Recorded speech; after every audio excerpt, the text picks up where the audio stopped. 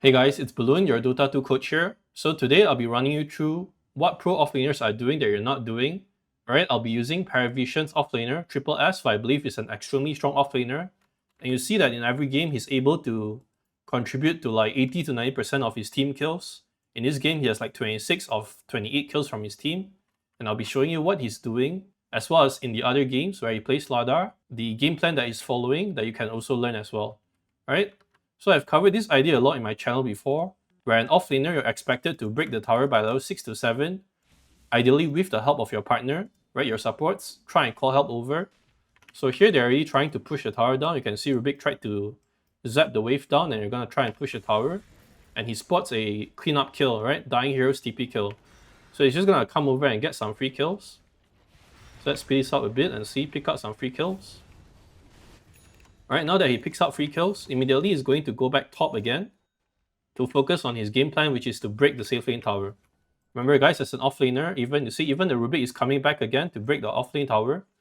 And once they do this, it enables the offlane to get such a good start that he hits his fast item timings. So as an offlaner, you're expected to hit like catch items, blink daggers, most of the time on most heroes, and that enables you to start making plays. So he's just like breaking towers here. If you guys cannot break this tower by yourself, you'll want help from your supports. So to supports out there, if you see a situation like this where your offlaners needs help, where enemies are defending against the tower, then you wanna gate top and try and help your offlaner break the tower, okay? But if offlaners are able to break it yourself, then by all means break the tower. So after he breaks the tower, he's just going to farm top for quite some time until he hits his item timing to start making a play. So he pushes out the wave, and then he's going to get his blink, and immediately he's going to make a play. So with this blink dagger, he starts like snowballing a lead for his team. And that's a really good pick off here with the blink, and that will start snowballing the lead and set the pace for the entire game from here on.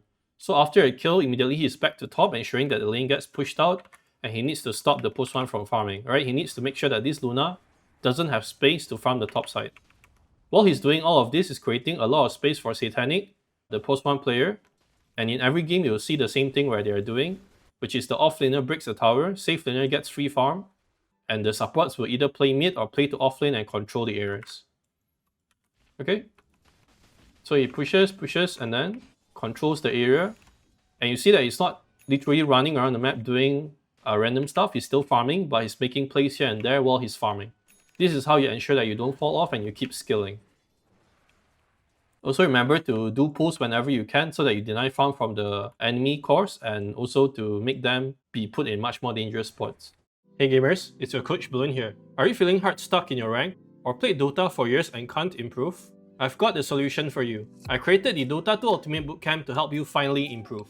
You'll get 2 weekly calls where you'll receive feedback so you never feel lost in games. You'll get access to step-by-step courses with proven strategies so you stop losing lanes. And you'll be surrounded by players with the same goals so you can practice together. If you have spent hundreds of hours watching YouTube videos but are still not climbing, or you've seen hundreds of pro matches but don't know how to play like them, then this program will be the best fix for you. Stop guessing and start climbing today. Click the link in the description to learn how. Okay, from here on, he's just gonna get like really good start, even some global aggro there to deny his range creep. And then with the blink, he's gonna make a play again, call his team to smoke, and then he tries to hunt for the Puck or Luna once again. So guys, this is how you snowball your lead, right? As an offlaner, you're not supposed to be like break tower and then go break next tower and break next tower. It's more like break your tower, control your area, hit your item timings, check for any kill chance, any plays to make. If there are no plays to make, understand that in pub games you might not be able to coordinate ganks like this, but still try your best to call for people to come to you, for supports to move to you, and you smoke and move into your jungle and plant wards. Right? Even if your supports don't come to you, at least you plant the wards yourself, and you control the space and make plays yourself. Okay, from here on, it's just going to be a very smooth game for them, and they're going to turn out with stats like this because Night Stalker starts making a lot of plays on the map, and Puck will just keep feeding him from here. Alright, this time round he's playing Slardar and he's playing against Heroic. So this was once again a stomp, and you can see from his stats, 29 kills, he has generated 22 kills for his team. And it all starts with his Blink Dagger into item timings into area control. Okay, so let's see what he does. Now it's already 10 minutes, ideally tower should go down by like 10 to 12 minutes or earlier. on the off lane, so he's asking for help from 9 class, the support, to come help break the tower with him. Okay, so after he breaks the tower, he's going to get a Blink Dagger, and then the Blink Dagger will allow him to make plays again. And notice, guys, his laning mechanics and everything is really good from the get-go, so I suggest you guys to study his replays and see what he's doing. There's a lot of global aggro, denying range, good laning fundamentals, good positioning, right, last hitting and everything. That's why he's able to get such a good start every game and get like good KDA like this. So once that he has broken the tower, our job now as an offlaner is to control the area, farm to our item timings, and then with the item timing you can see if there's a play to make or not. If there's no place to make, you're going to farm until there's an eventual play or your teammates come to you, which is what he's going to do. Right, now that he gets the blink, same like Night Stalker, once again he's going to ping that, hey, I have blink, let's go make a play, right? And he spots a kill immediately and it becomes a kill chance.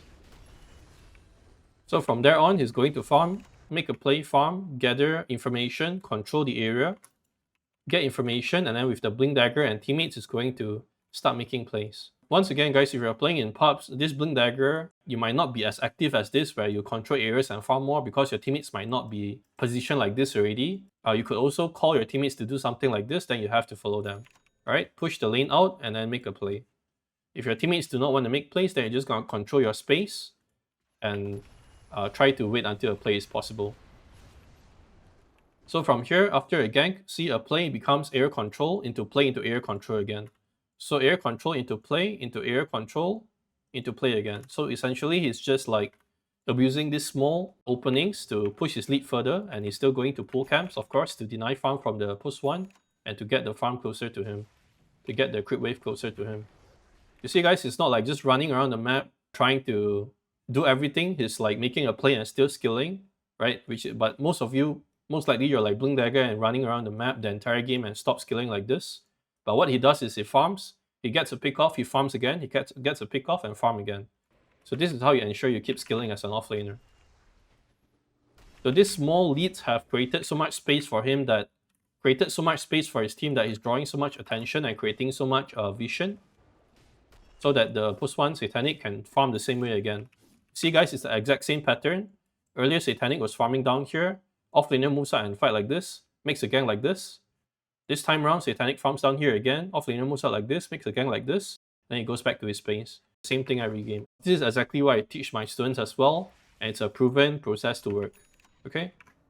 Now he's trying to look for stuff to do again with the hunting for Monkey King that's farming, trying to get space control, trying to see if there's play to make with his team, and then he spots like plays to make, so he's gonna get free kills again.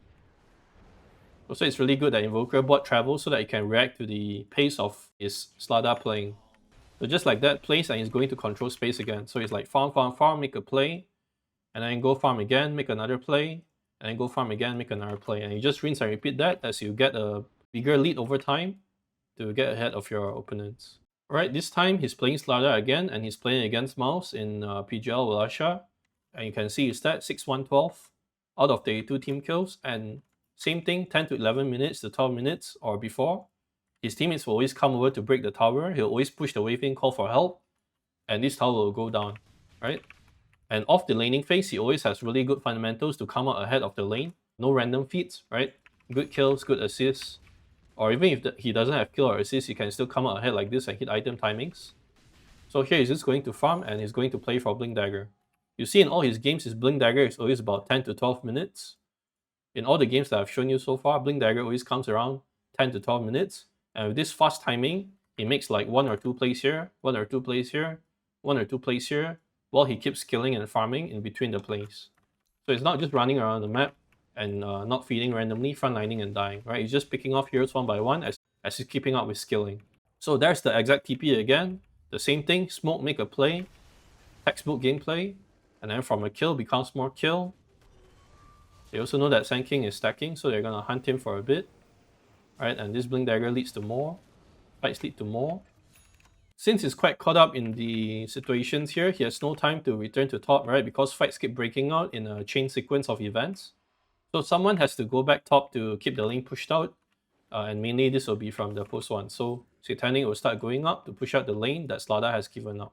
This is what differentiates pro players from normal average players, guys. There's a lot of like map rotations, right? There's constant pressure. You can see every lane there's like people pushing. Very rarely will there be like a lane open or like 2 lanes open at least. There'll always be 2 lanes pushing in. There'll always be plays, people trying to hit item timings. Not like 5 men running around the map trying to catch people and feeding or wasting time. So now that he's caught up in a lot of stuff here, the post 1 Satanic is just gonna farm top again.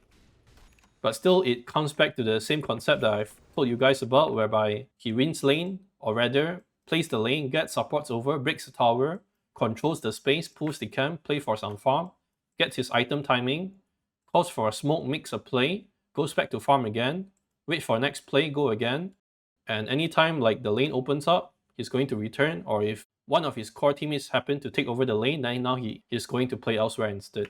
So this is how they swap lanes throughout the games, ensuring every lane has lane pressure. Okay guys, I hope that makes sense. If you enjoyed the video, remember to leave a like, comment and subscribe. Your support means a lot to me, and I'll see you again in the next video.